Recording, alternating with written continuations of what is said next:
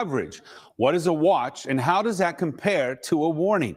Well, for any weather-related alert, a warning always requires more urgent attention than a watch. Simply put, a watch means the ingredients necessary to create an impactful weather event are present. So dangerous weather is possible, usually over the next few hours, and you should be alert for rapidly changing, maybe worsening conditions. It's a heads up that you should be aware and think about your plan for being safe if conditions get more dangerous. A watch typically lasts for a few hours.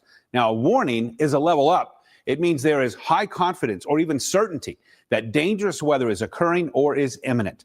In a severe thunderstorm or tornado warning, the event is either indicated on radar or it has been observed and it's known to be occurring. And that means you should act immediately to stay safe.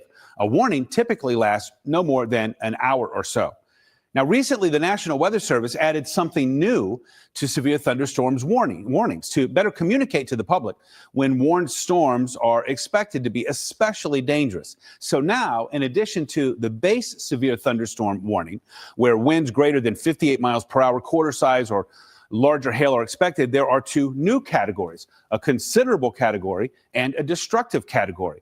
And a considerable warning, winds of 70 miles per hour or greater and or hail the size of golf balls or larger are expected. A severe thunderstorm warning with a destructive designation means winds of 80 miles per hour or greater and or hail the size of baseballs or larger are expected.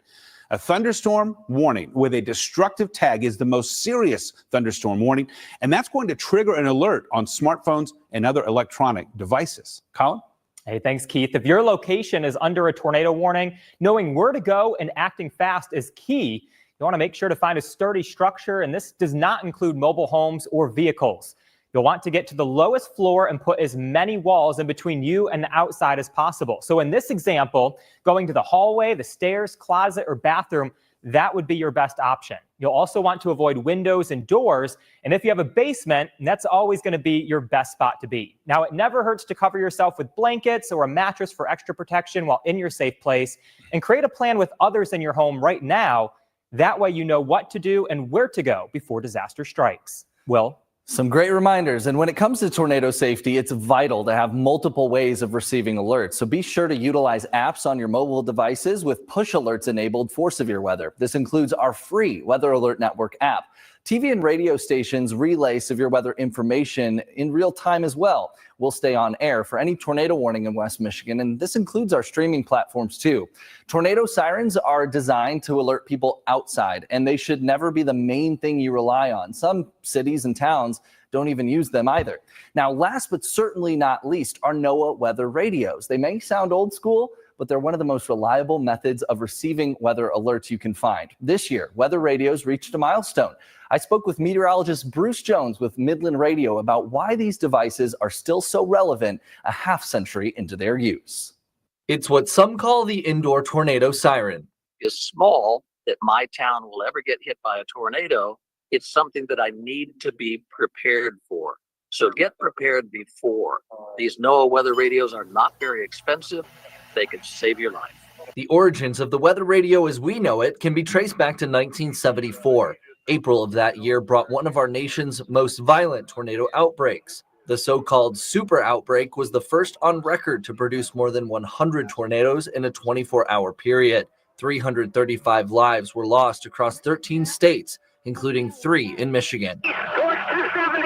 In the aftermath of that, in 1975, President Gerald Ford signed the paperwork designating NOAA Weather Radio as America's official federal warning system. And they did that because during the super outbreak, even right here in Michigan, the tornado warnings were coming so fast and furious that the system could not keep up. President Ford realized we need a faster, more automatic system of alerting not only homes, but TV and radio stations.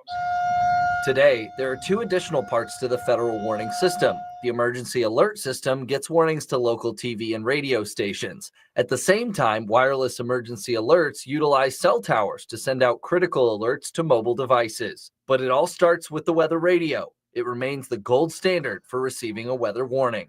Cookeville, Tennessee, in March of 2020, had a big F4 tornado come into town at 1:45 in the morning. The 2 cell phone towers that were supposed to issue tornado warnings on your cell phone failed. NOAA Weather Radio had the tornado warning out 10 minutes before the tornado hit Cookeville. People with weather radios got that warning. Those who went to bed that night thinking their cell phone would wake them up received nothing. And there were 19 fatalities in Putnam County, Tennessee. That's the importance of having multiple redundant ways to get these messages. Yeah, thanks to Bruce for his time. And we certainly learned that importance of that message last year. Michigan saw 16 tornadoes, which is considered slightly above average. 6 of those tornadoes, by the way, happening here in West Michigan.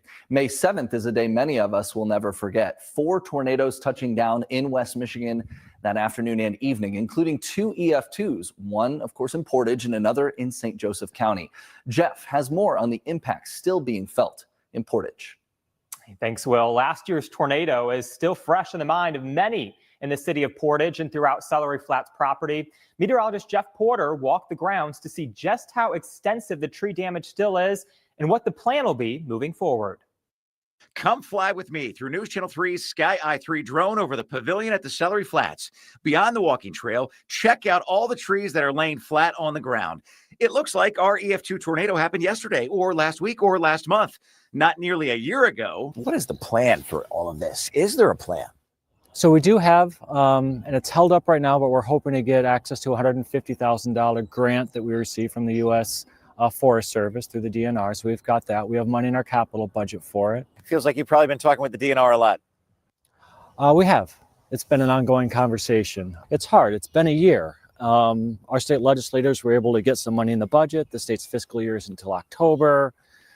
Then the various state agencies have to go through their process before the money gets to the county, which then comes to us. So it's definitely a process. Adam Herringa walks us through the Celery Flats property. He's the chief operating officer for the city of Portage. That's Romans Parkway. Now we're panning over to Lover's Lane. Based on overhead map data, he estimates the Celery Flats lost 48,000 trees. This space here, you can see this was all wooded. The only trees that remained standing are the ones that you literally see still on the ground. Right now we're trying to figure out what's the best use of this space. We're probably just going to clean it up, plant grass, and then try to figure out how can we maximize this space? Do we return it to forest? Can it become a grassy area? Something like this, it's virtually a non-starter. Yeah. To go in there with a wood chipper and to what end? You want to preserve the forest. It's a natural area. Sure. It's a wetland in some spots. So you really want to be careful about what you do and how aggressive you are. So you were saying that these railroad tracks right here were actually out of service for some time. They were. I'm not sure the exact amount of time, but the railroad company and power company needed to make sure that everything was restored so that there weren't any more issues or accidents. Scott Thomas from the National Weather Service in Grand Rapids says 3 tornado warnings were issued for Kalamazoo County between 5:38 p.m. and 7:20 p.m. on the evening of May 7th. In the next month or two, there will be new traffic signals at 9 intersections. There are new light poles along the walkway, and the livery building, seen below, got a new roof and new siding. The city doesn't have that machinery, right? You've got to bring it in, right? I mean, we have some, but a lot of this requires machinery that we don't. You just don't have. We just don't have. Yeah. Sky Eye 3 drone flew to the south side of Garden Lane in the Celery Flats.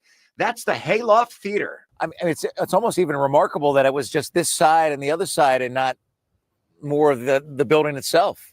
Truly, I think we were all expecting when we heard that that the hayloft had been hit, we were expecting it to be gone. But fortunately, we had structural engineers in within weeks after the tornado to say, it's still standing, let's brace it. Then you translation that into, all right, great, now how do we make things safe? And let's say I do have plans to get married and I want to get married here in maybe 2026. Can you say to that bride that this will be a possibility? I can. 2026 for sure. 2025, we want to see how the repairs go first. When you watch the Weather Channel and you see a tornado hit somewhere in the Plain State, you don't think about it's literally years before a community can fully recover. You don't understand it until it's right here. Until it's right here. Thanks a lot, Jeff, for that. You know, with spring thunderstorms, of course, comes heavy rain. And as we learned just last Wednesday in Kalamazoo, that can lead to some serious flooding. Coming up, I'll have more on how to stay safe when the water rises. And a little Michigan weather trivia for you before we head to break. When did Michigan's deadliest tornado occur? Was it April 11th, 1965, June 8th, 1953, April 3rd, 1956, or May 13th, 1980? The answer coming right up.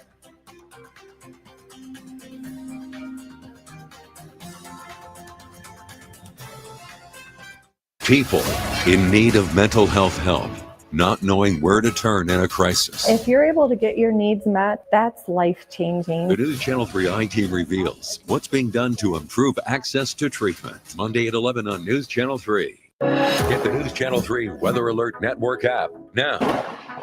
Weather comes at you fast. Get the information you need and keep safe. Stay ahead of the weather. Download the News Channel 3 Weather Alert Network app now. Now is the time to get the pool you've always wanted during Watson's Spring Kickoff Sale. Choose from one of the nation's largest selections of above-ground pools, millions of dollars of in-stock inventory, and the lowest price in the USA guaranteed, including premium American-made complete pool packages, only $24.99. Buy now and beat the summer rush. Plus interest-free financing for 24 months. Only at Watson. In my mind, and the mind of tens of thousands of others we've already represented, Goodman Acker is the only place to come. Not only do we care about their lives, and they are family to us, but we fight tooth and nail.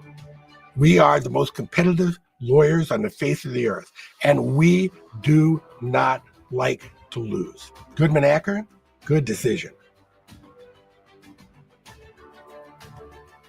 The storm swept through in the early evening and left chaos in its wake. Windows were busted out. We had at least one tornado today. Keith, I think, is still streaming on Facebook. Some of that rain may be heavy at times. Storms could turn severe. Just lucky to be alive. Every mode of severe weather is on the table. A lot of you are dealing with storm damage. Some outages in the area. Section of that roof has blown off. Debris scattered along the roadway. Definitely a tragedy. Storms out in the rearview mirror. Trust the News Channel 3 Weather Alert Network to protect and alert you. You're watching News Channel 3 Storm Ready Special. Welcome back. Getting back to our trivia question we left you with. Michigan's deadliest tornado occurred on June 8th, 1953. That Monday evening, an exceptionally large and violent F5 tornado struck the north side of Flint and the northern suburbs of Beecher. It caused catastrophic damage, killing 114 people and injuring nearly 600 others. Colin. Scary night. Thanks, Will. Well, lightning can be fascinating to watch, but can be deadly if you are caught in a thunderstorm outside. Did you know that lightning is 5 times hotter than the sun?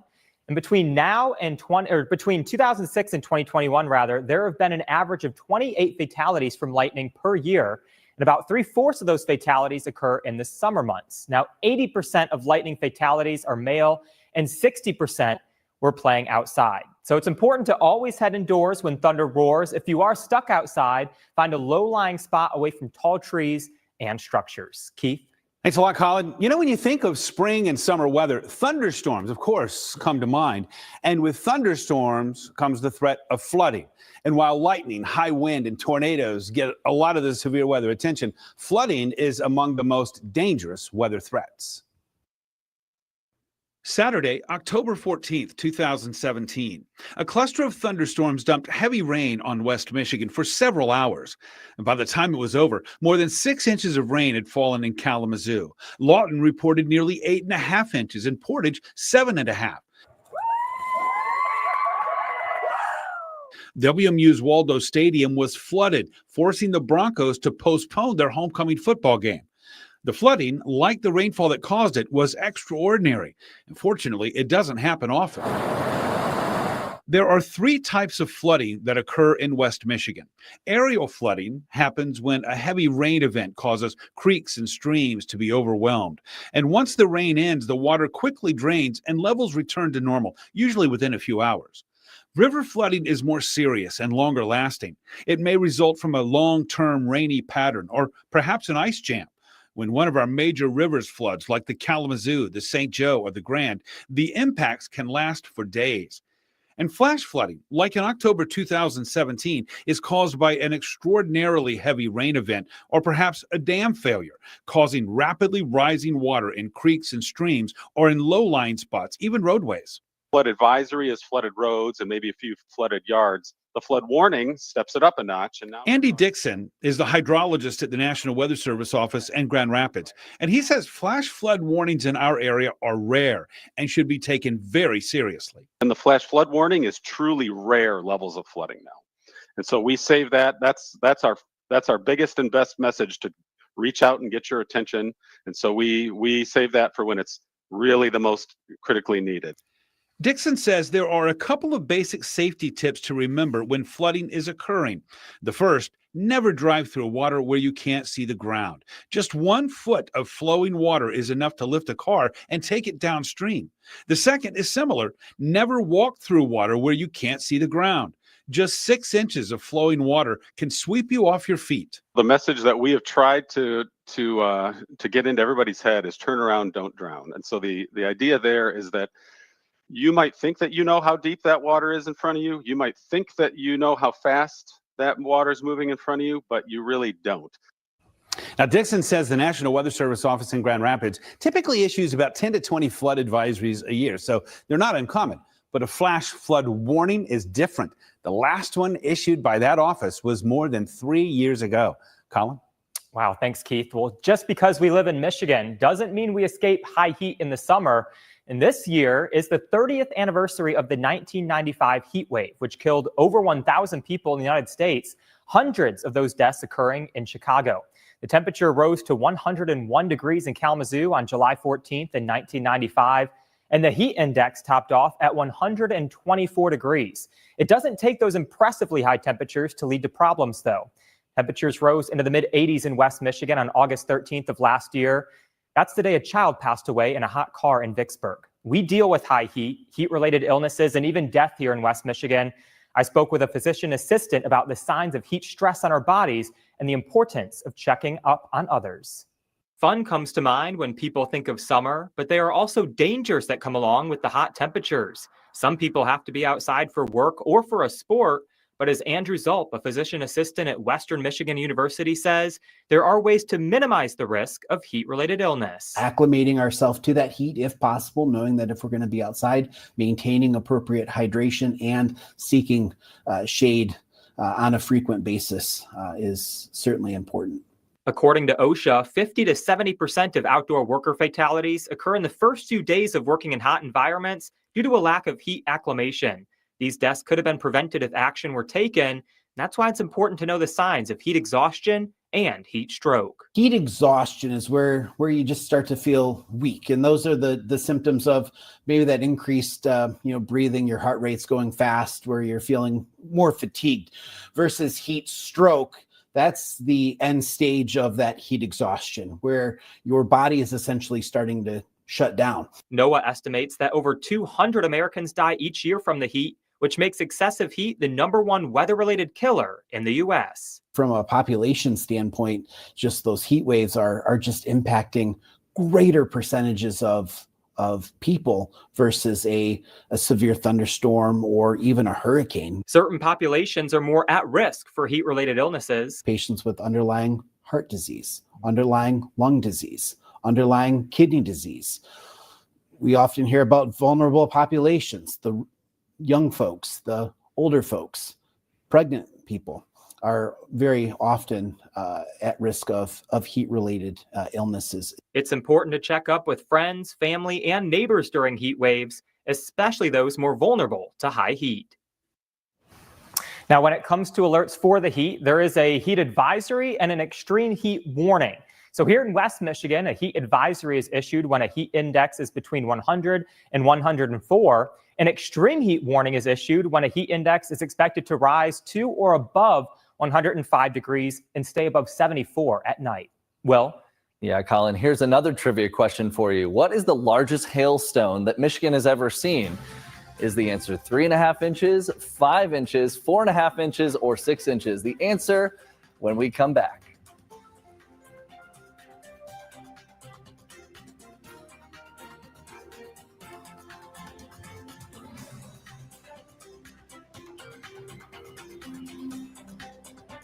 FanDuel Casino is the only place where you can play Huff and More Puff. So get ready to blow the house down and go for big bad wins. New players get 350 bonus spins plus up to $1,000 back in casino bonus. Look out, 'cause here Have you always had trouble with your weight? Me too. Discover the power of Wegovy. With Wegovy, I lost 35 pounds. And some lost over 46 pounds. And I'm keeping the weight off. I'm reducing my risk. Wegovy is the only weight management medicine proven to reduce risk of major cardiovascular events such as death, heart attack, or stroke in adults with known heart disease and obesity. Don't use Wegovy with semaglutide or GLP-1 medicines or in children under 12. Don't take if you or your family had MTC, MEN2, or if allergic to it. Tell your provider if you plan to have surgery or a procedure, are breastfeeding, pregnant, or plan to be. Stop taking and get medical help right away if you get a lump or swelling in your neck, severe stomach pain, or any of these allergic reactions. Serious side effects may include pancreas inflammation and gallbladder or severe stomach problems. Call your prescriber if you have any of these symptoms. Wegovy may cause low blood sugar in people with diabetes, especially if you take medicines to treat diabetes. Call your prescriber about vision changes, if you feel your heart racing while at rest, or if you have mental changes. Depression or thoughts of suicide may occur. Common side effects include nausea, vomiting, diarrhea, constipation, stomach pain, flu or upset, headache, feeling tired, dizzy or bloated, gas, and heartburn. Some side effects lead to dehydration, which may cause kidney problems. With Wegovy, I'm losing weight. I'm keeping it off. And I'm lowering my CV risk. Ask your prescriber about Wegovy. With more jackpots hitting every hour, FanDuel Casino has your chance at the #1 feeling, which is still winning. Still better than number 24, writing a hit song about jackpots all day. Jackpots. Another one. You're watching News Channel 3's Storm Ready Special. Welcome back. Here is the answer to that trivia question posed before the break. We asked Michigan's largest hailstone, what diameter did it have? Well, the answer is 4.5 inches. Hail up to that size has actually occurred 3 times in our state. A tie, a 3-way tie. Most recently on March 27th, 1991 in Kalamazoo County. And for reference, hail 4.5 inches in diameter is equivalent to the size of a grapefruit. Crazy. That is huge. That is huge. You could imagine what kind of damage that would be doing to cars or to siding. Yeah. Something like that. I know. Would not be a good day for a car or a roof. Yeah. I remember learning the stat in meteorology school. I forget the exact location, but it's somewhere in the high plains. The world record hailstone, I believe, was the size of a basketball, which is just insane to think about. I think either Nebraska or Texas or something like that, or in that ballpark. Yeah, for sure. And guys, while we didn't see much hail this past Sunday, almost a week ago, we've already kind of kicked off our severe weather season. So this is just a quick rehash of last weekend, March 30th. And we had so many wind gusts. Keith and I were tracking these storms live. So many gusts over 60 miles an hour. That was widespread, which is severe thunderstorm strength. But then there were even some isolated gusts. Grand Rapids, for example, the airport clocking 81 miles an hour. Now, in addition to the widespread swath of damaging winds, we also had 9 tornadoes confirmed across the state, all lower end, all very short-lived, weaker tornadoes. But there were 3 EF1s, including one in southern Cass County. There's additionally that one EF0 in Kent County, a little south of Grand Rapids in the Caledonia area, 2 in Ionia County, and then 1 up in Newaygo County, a little south of Croton. So our severe weather season kind of already underway here in West Michigan, and we'll see if it keeps up with this more active pattern in the coming weeks. Those tornadoes, I think, were just so West Michigan, in my opinion, and really, to some degree, sort of the state of Michigan, but especially West Michigan. And that means we typically see EF0, EF1. And the good news on that, I think, is that they're not going to be as destructive as those massive tornadoes, that we see out in the plains, for example. But I feel like the bad news there is they do still do some damage. They're very hard to detect. Yes. They're not on the ground for very long. Yeah. And, so it's not like in Oklahoma, for example, where you can see it coming from miles away. Yeah. And you know that you have plenty of time and everybody can take pictures of it and stuff. ours are very hard to detect. And so even though they may not be as strong or deadly, they still are dangerous because we don't see them as well. For sure. Yeah, they might only be on like one scan of the Exactly. radar. Really short-lived. Yes. Yeah, for sure. Exactly. Well, hey, while we don't want to rush spring, we want to give you an early look at the summer outlook. Now, much of the United States is leaning towards above average temperatures this summer. And while the rest of spring looks wetter than average across West Michigan, the Climate Prediction Center is calling for a pretty average summer in terms of precipitation. If anything, we lean slightly drier than average. You know, they were calling in spring, we mentioned that, Colin, for hopefully a good removal, hopefully, of the drought conditions across our area. It's weird to think about, you know, drought in the wintertime and early spring because we're not really in true growing season just yet. But that's been a concern, I think, for some area farmers, that we do have a bit of a deficit in some of that deep soil moisture content. And I know Wednesday certainly, you know, put a dent in Hopefully that drought. So we'll see the newest drought monitor coming up. It's going to be interesting to see the next couple of them that come out to see how that changes in response to that. Because just a reminder, in Kalamazoo, Wednesday, a month's worth of rain in one day. In one day. Now, in some respects, not great because a lot of that's just going to be running off, but you know, some of that's going to be soaking in. So I do think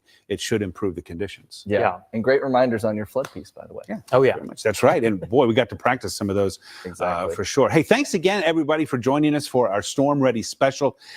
We want to remind you that we will keep you alert as any of these storm hazards come our way. So we'll look for you there. Yeah. Thanks so much.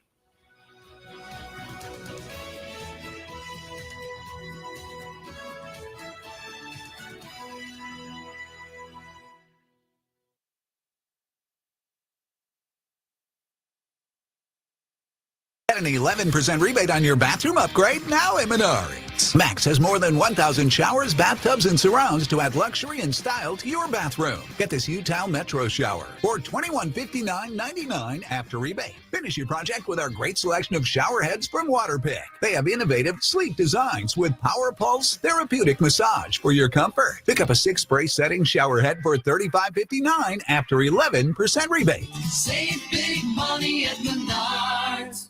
Hard water damage makes it hard to keep your home looking picture perfect. Culligan softeners reduce buildup and cleaning time, transforming your water into the fine art of a long-lasting clean. Culligan, water you love. At the Sam Bernstein Law Firm, dogs are just like family. Many of our employees are dog owners, but sometimes accidents happen, and those accidents can cause serious injuries. If you or a loved one has suffered a dog bite injury, let our family help your family today. Yellow. Didn't pass the tissue test? Buckle up. There's toothpaste white and there's Crest 3D White Strips white. Whitens like a $400 professional treatment. Prepare for a non-stop smile. Crest. Are you one of the millions of Americans who suffer from an upset stomach after a big meal? Try Pepto-Bismol. Unlike some products, Pepto coats and soothes your digestive system to provide fast 5-symptom relief. Stock up on Pepto today. Big news! Roach Home Improvement is proud to announce our new location in Grand Rapids. Whether you need a roof repair, full replacement, or a brand new installation, we've got you covered. With a reputation for top quality craftsmanship and reliable service, we are excited to bring our expertise to the heart of Grand Rapids. When you're ready for a roof that delivers, choose the big name in roofing. Choose Roach Home Improvement. Call today or visit us online for your free estimate. Financing available.